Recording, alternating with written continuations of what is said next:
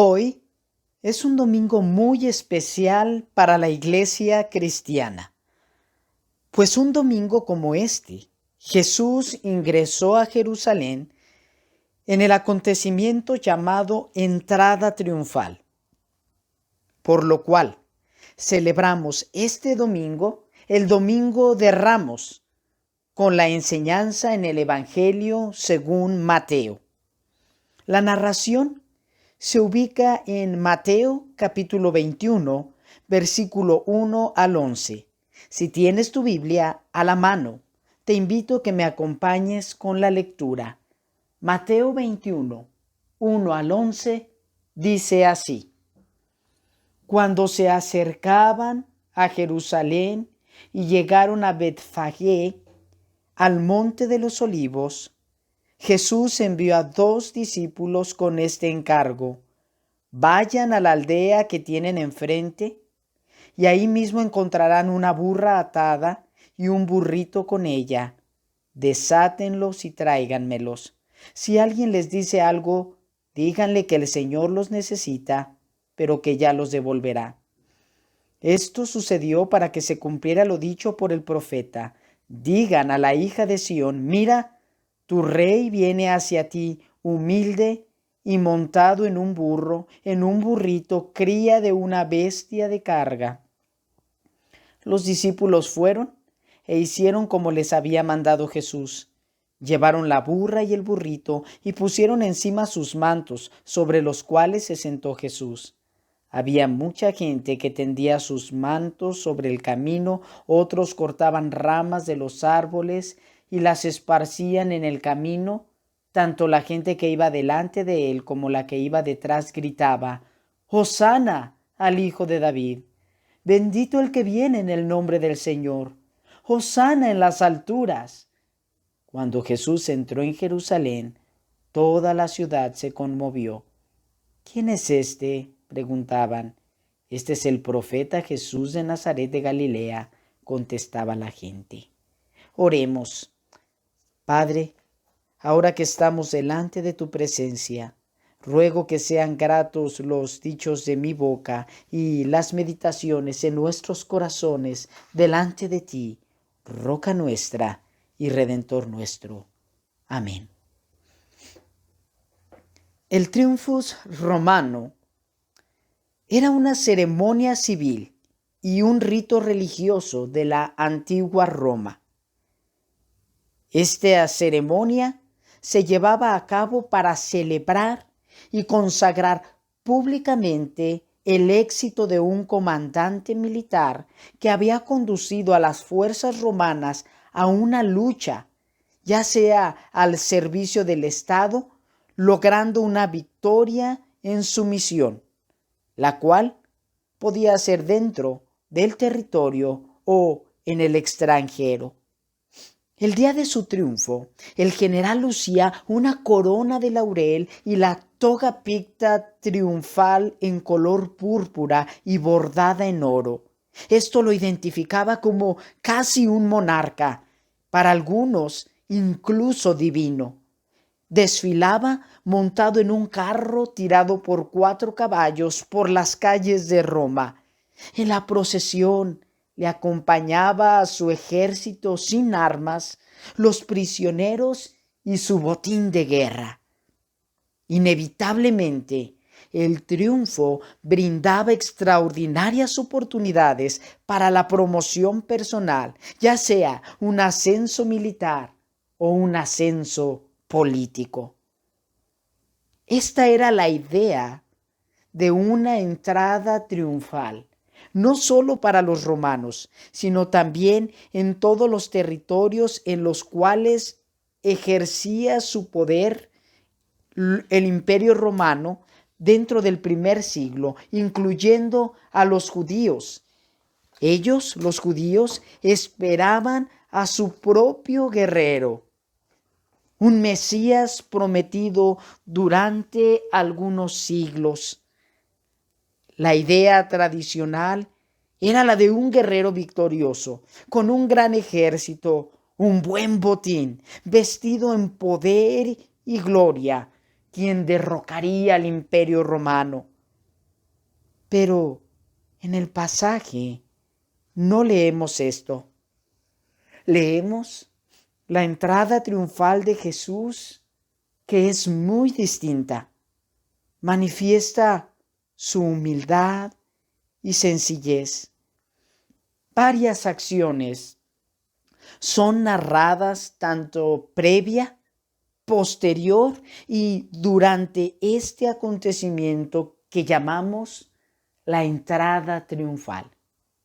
Por lo tanto, la siguiente predicación girará en torno a este acontecimiento, la entrada triunfal. ¿Qué sucedió antes, durante y después de este hermoso acontecimiento? Vayamos al versículo 1 y versículo 3, donde podemos leer lo que sucedió previamente, y notaremos que lo que sucedió previamente a la entrada triunfal fue una preparación. Dice versículo 1 al 3, cuando se acercaban a Jerusalén y llegaron a Betfagé, al monte de los olivos, Jesús envió a 2 discípulos con este encargo: vayan a la aldea que tienen enfrente y ahí mismo encontrarán una burra atada y un burrito con ella. Desátenlos y tráiganmelos. Si alguien les dice algo, díganle que el Señor los necesita, pero que ya los devolverá. Menciona que Jesús comisiona a 2 de sus discípulos.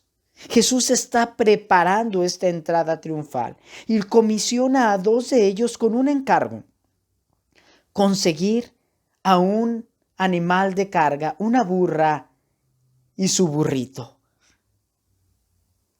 Algo que ya estaba resuelto, pues les menciona los detalles específicos, les menciona el lugar y la forma en que contraerían este animalito. Más aún, si tuvieran algún problema, tendrían la respuesta adecuada: el Señor los necesita. Comentaristas bíblicos, cuando leen este texto de que el Señor los necesita, mencionan que esta es la primera vez que Jesús solicita algún recurso para él mismo, pues sus solicitudes comúnmente eran para satisfacer las necesidades de los suyos o de aquellos que le rodean. Solamente en esta ocasión parece que Jesús solicita algo para él, algo que él necesita. Al continuar la lectura, nos damos cuenta que Jesús no busca algo precisamente para satisfacción de él. Al contrario, parece que su deseo es cumplir a cabalidad con la voluntad revelada por Dios. Era necesario que el rey ingresara a Jerusalén en un burrito, animal de carga.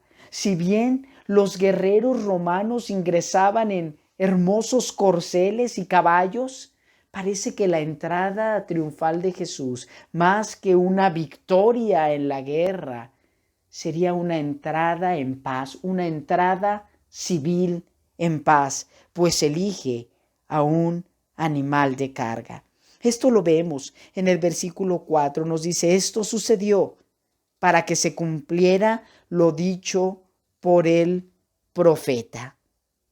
¿Y qué era lo dicho por el profeta? Versículo 5, digan a la hija de Sión: mira, tu rey viene hacia ti humilde y montado en un burro, en un burrito, cría de una bestia de carga. Notamos entonces que la solicitud de Jesús a sus discípulos tiene un propósito, y este propósito es cumplir lo que ha sido especificado en la Escritura. El versículo 5 que acabamos de leer, que claramente en el Evangelio de Mateo hace una transcripción, aunque no completa, de una cita, de un pasaje del Antiguo Testamento. Se cita la profecía de Zacarías, capítulo 9, versículo 9, donde el profeta invita al pueblo de Jerusalén a compartir el gran gozo ante el glorioso y esperado acontecimiento mencionado en Mateo. El rey viene a su pueblo. Y menciona en la segunda parte del versículo 9 de Zacarías 9, mira, tu rey viene hacia ti justo, salvador y humilde. Viene montado en un asno, en un pollino cría de asna. Tal vez los discípulos olvidaron este fragmento de la profecía. Entonces, para ellos fue necesario que Jesús diera instrucciones precisas. Y ellos, al obedecerle, según narra los versículos 6 y 7, que hicieron como Jesús les había mandado y llevaron la burra y el burrito a su presencia. Ellos, tal vez sin darse cuenta, cumplieron con el propósito y con el plan de Dios. Una primera enseñanza que tenemos en estos versículos es que notamos la necesidad que no solo los discípulos tenían, sino una necesidad que tenemos el pueblo de Dios en toda la historia, específicamente en nuestro tiempo. En nuestro tiempo nos es necesario escuchar con atención la voz de Jesús. Y al escucharle, nos es entonces indispensable atender obedientemente y con amor a su palabra. De esta manera, aún aquello que olvidamos o aquello que no conocemos nos encaminará para el cumplimiento perfecto dentro del plan de Dios. La gracia de Dios es tan abundante que nos muestra la inclusión del pueblo en general. Podemos leer en el versículo 8, había mucha gente que tendía sus mantos sobre el camino. Otros cortaban ramas de los árboles y las esparcían en el camino. Expone que mucha gente le recibió con gran algarabía. Es ahí donde vemos la siguiente sección de este pasaje. ¿Qué sucedió durante la entrada triunfal? Y lo que vemos que sucede durante este acontecimiento, vemos gozo y alabanza. Nos dice que la gente tendía sobre el camino o en el camino sus mantos. Parte de la vestimenta de este tiempo consistía en una túnica o capa amplia. Era una vestimenta exterior, comúnmente tejida de lana o de lino, la cual colgaba del cuello y tenía el largo hasta las rodillas o tobillos. Se utilizaba principalmente como vestimenta nocturna, algo parecido a una sábana o cobija. En caso que la noche tomara al caminante fuera de casa, la capa o la túnica sería de gran utilidad para cubrir el cuerpo. Era tan valorada esta vestimenta que entre los judíos ni siquiera se prestaba. Es más, un acreedor no podía tomar la capa como garantía. Durante la entrada triunfal, la gente tomó estas túnicas, se despojaron de sus capas, las tendieron en el camino, y así como ramas de los árboles tapizando el camino del rey. Esto se convirtió en toda una fiesta que de manera espontánea se fue tejiendo en esa ocasión? Por supuesto, no podían faltar los gritos de alegría y los cantos de alabanza. Así lo menciona el versículo 9, nos dice tanto la gente que iba delante de él como la que iba detrás gritaba: Hosana al Hijo de David. Bendito el que viene en el nombre del Señor. Hosana en las alturas. Estas líneas mencionan en dos ocasiones la palabra hebrea Hosana, cuyo significado es salva o venga la salvación. Este término era también ampliamente utilizado como una expresión de alabanza. En el primer Hosana, que dice Hosana al Hijo de David, el primer salva, el pueblo se encuentra gozoso, pues el heredero del trono de David está entrando triunfalmente. Decían en su coro: Hosana al Hijo de David. Reconocían que Jesús era rey. Y como fue profetizado desde el Antiguo Testamento, se levantaría un ungido de la descendencia real, hijo de David, según se creía en la carne. Este era el rey que se esperaba. La segunda expresión de alabanza parece ser un grito eufórico que dice: bendito el que viene en el nombre del Señor. De nuevo, el escritor de este evangelio tiene el cuidado de citar el cumplimiento profético, y ahora se trata de un salmo, el Salmo 118, versículo 25 al 27, donde podemos leer lo siguiente: Señor, danos la salvación. Señor, concédenos la victoria. Bendito el que viene en el nombre del Señor. Desde la casa del Señor los bendecimos. El Señor es Dios y nos ilumina. Únanse a la procesión portando ramas en las manos hasta los cuernos del altar. Estos versículos del Salmo 118 enfatizan la otra naturaleza de este rey venidero, de este Mesías. Nos dice que tendría que bajar del cielo siendo Dios. Y para no dejar duda de que en esta ocasión, en esta entrada triunfal, se cumplía lo escrito en los Salmos, el versículo 27 coloca el reflector de una manera inequívoca al evento que estamos leyendo y a la persona que va arriba de ese burrito y al cual se le reconoce como rey.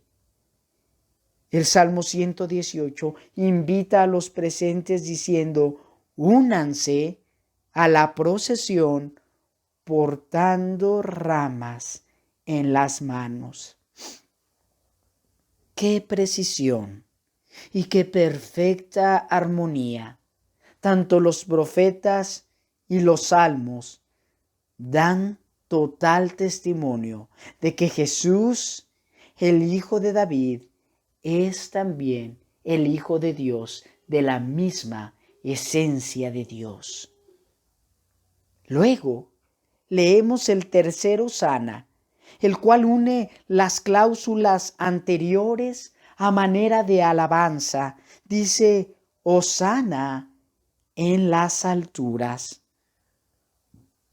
La salvación vendría desde lo alto, desde la morada celestial. La salvación vendría de parte de Dios. Esto, de nuevo, cuando Jesús ingresa a Jerusalén, podemos observar lo que posteriormente sucede. ¿Qué sucede posteriormente? Hay una gran conmoción narrada en los versículos 10 y 11 que dicen: cuando Jesús entró en Jerusalén, toda la ciudad se conmovió. ¿Quién es este?, preguntaban. Este es el profeta Jesús de Nazaret de Galilea, contestaba la gente.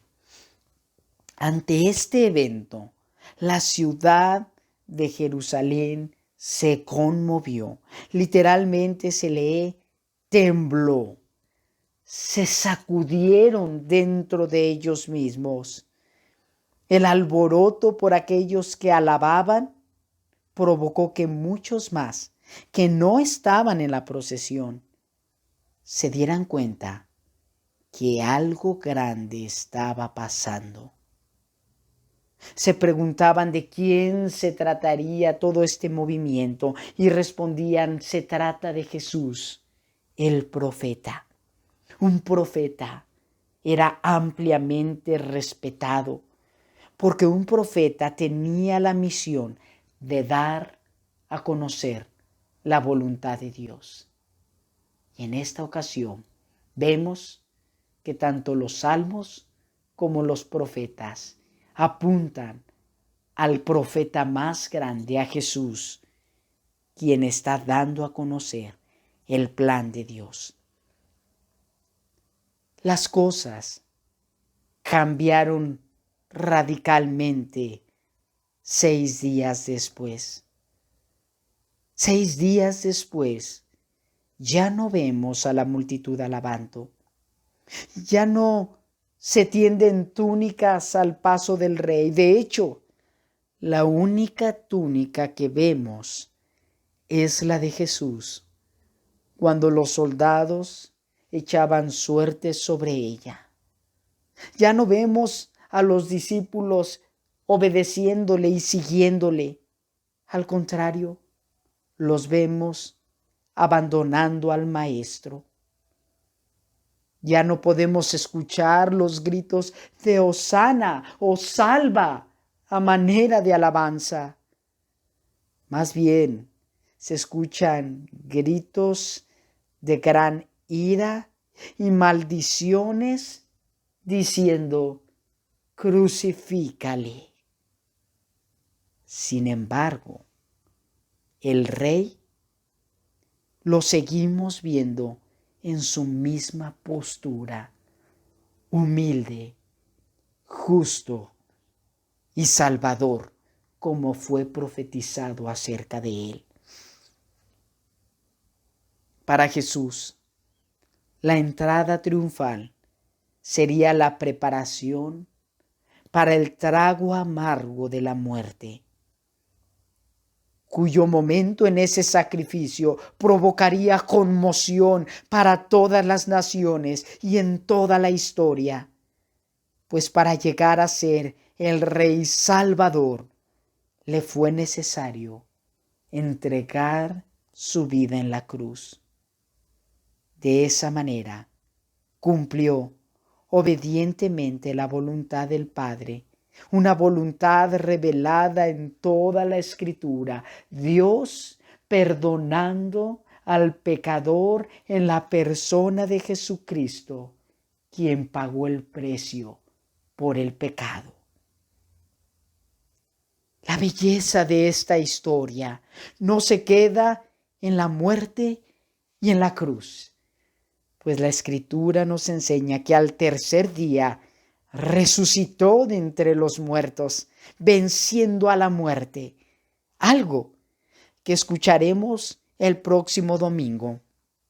Mientras, reflexionemos en lo siguiente: el Rey que entró triunfalmente en Jerusalén ha prometido regresar con una entrada triunfal en gloria para establecer un reino eterno.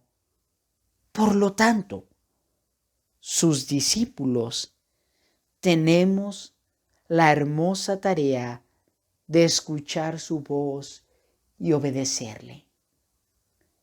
Antes de partir de este mundo, una vez resucitado, Jesús dijo en este mismo Evangelio Mateo, pero en el capítulo 28, versículo 19, nos encomendó a sus discípulos: vayan y hagan discípulos a todas las naciones, bautizándolos en el nombre del Padre, del Hijo y del Espíritu Santo, enseñándoles todas las cosas que yo os he mandado. Y aquí yo estoy con vosotros todos los días hasta el fin del mundo. Una buena pregunta: si tú te consideras discípulo de Jesús, ¿acaso estaremos preparando el camino para su regreso? Iglesia, Cristo Rey eterno, que nuestro canto en este domingo y cada día de nuestra vida sea Hosana, es decir, sálvanos, recordando que el Rey Jesús regresará. Oremos. Padre, damos gracias por tu preciosa palabra. Al leer este acontecimiento hermoso, nos damos cuenta, Señor, que nada sale de tu plan, que cada detalle, Señor, lo tienes contenido en tu propósito eterno, en tu plan que se lleva a cabo. Previamente, Señor, preparaste a tus discípulos para que escuchasen tu voz y obedecieran. En el desarrollo de ese día, Señor, podemos ver un gran gozo y alabanza de parte del pueblo y posteriormente una conmoción en toda la ciudad. Ruego, Señor, que a través de nuestras palabras como tus discípulos, tú puedas, Señor, hacer temblar ciudades enteras para que muchos conozcan de ti y como nosotros en este día, que esperemos con ansia tu regreso. Damos gracias por tu palabra, pero sobre todo, Señor, damos gracias por Jesucristo tu Hijo, quien pagó el precio para que nuestras almas, nuestras vidas recibiesen el perdón. En el nombre de Jesús damos gracias, Señor, y ruego que todos aquellos que escuchen esta predicación, sea en este momento a través de las plataformas, posteriormente en grabaciones o en audios, o a través de la palabra de tus discípulos que hoy nos presentamos delante de ti. Pedimos, Señor, que muchos otros sean alcanzados por tu Espíritu Santo. En el nombre de Jesús lo pedimos. Amén.